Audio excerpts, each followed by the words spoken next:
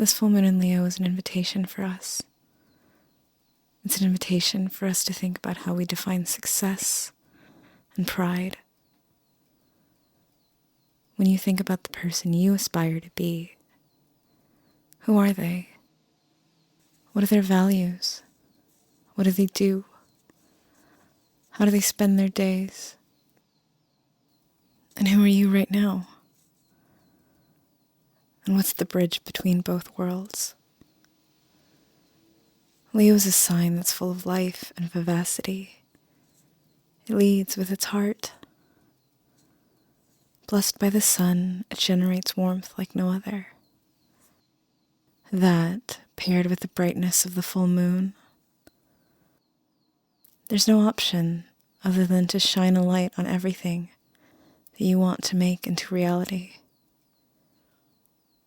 To shine a light on all the paths you can take to lead you to your best self. In the tradition of the Rider-Waite-Smith deck, Leo is the sign that's most closely tied to the tarot card of strength, which also happens to be the card of this year. Now, strength is many things, and this full moon isn't necessarily about that, but its energy does hang in the backdrop. The concepts of bravery and fortitude and resilience and vulnerability all color what we're trying to create and release at this point in time. And we'll need those facets of strength, because according to the cards, this full moon is one that will stretch across time. We have quite a few major arcana cards, and those are always linked to significant themes and significant timelines. And this go around, we're being called to look at the biggest picture of our lives in totality. Judgment is the heart of the matter. It's a card that I always equate to the end of days. But it's the end of days as in, when the time arrives, what do you want to be remembered for? What's got you to this point? What have you seen? What have you done? And that feeling lingers, as it should, to incite an urgency that you may have let fall by the wayside. When judgment pops up, it's a sign of reckoning. What's happened to you that's led you to this point?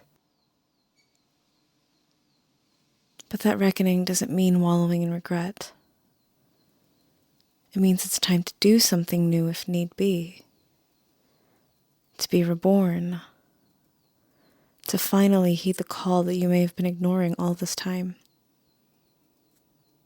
What's been so loud for you these days that there's nothing left to do but listen to it? Remember those bright lights. Of course, acting on any of this is easier said than done, because the cards also acknowledge that there is a fear in pursuing things.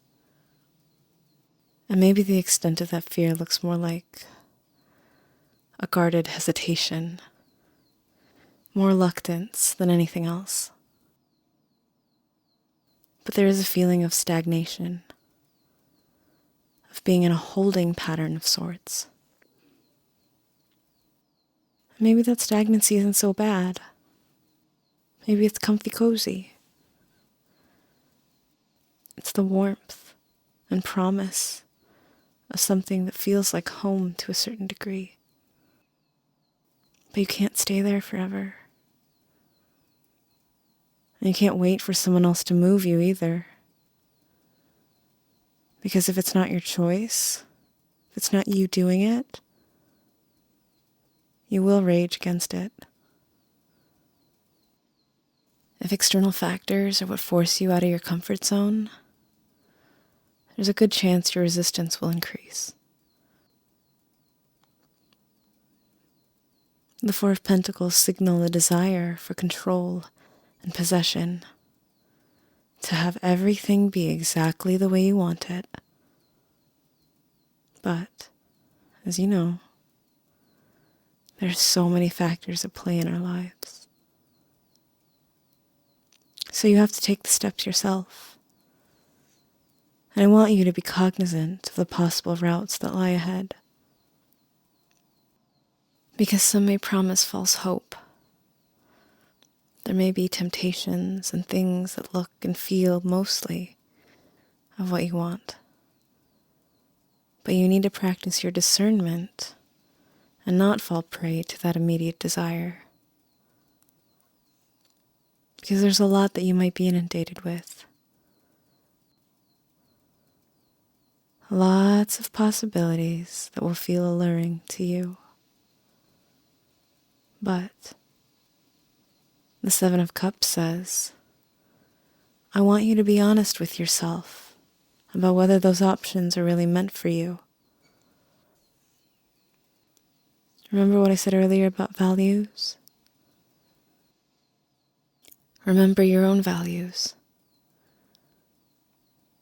What would your most confident and successful self choose in retrospect?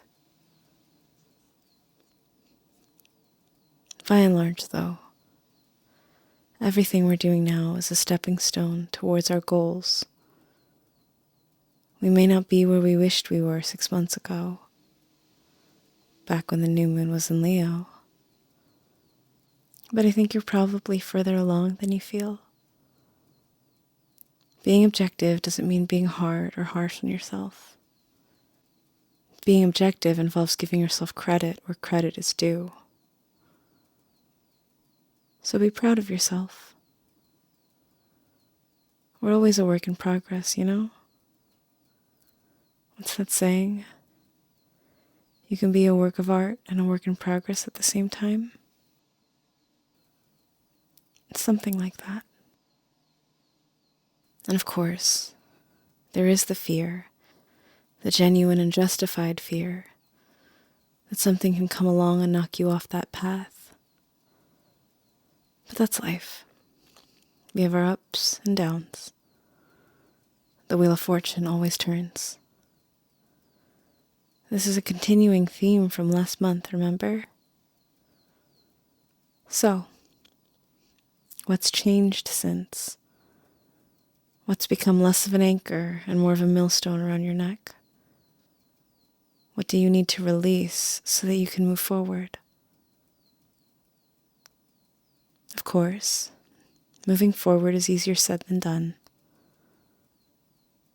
And sometimes it's lonelier too. But this full moon also wants you to know that although you might have to take this journey alone, it's nothing you can't handle. You may need to wade around in the dark, through the muck, and against the waves. But ultimately, when you know what you seek is a pure reflection of what you truly value and believe, those trials won't be as difficult, even on your lonesome.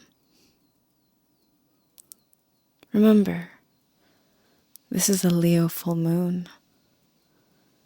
It leads with its heart. It has the warmth of the sun upon it, always. If you liked this video, please give it a thumbs up. If any of the questions posed gave you something to think about, something you're willing to share in a comment, I'd really love to know what it is. And my tarot books are open if you'd like a more personalized reading.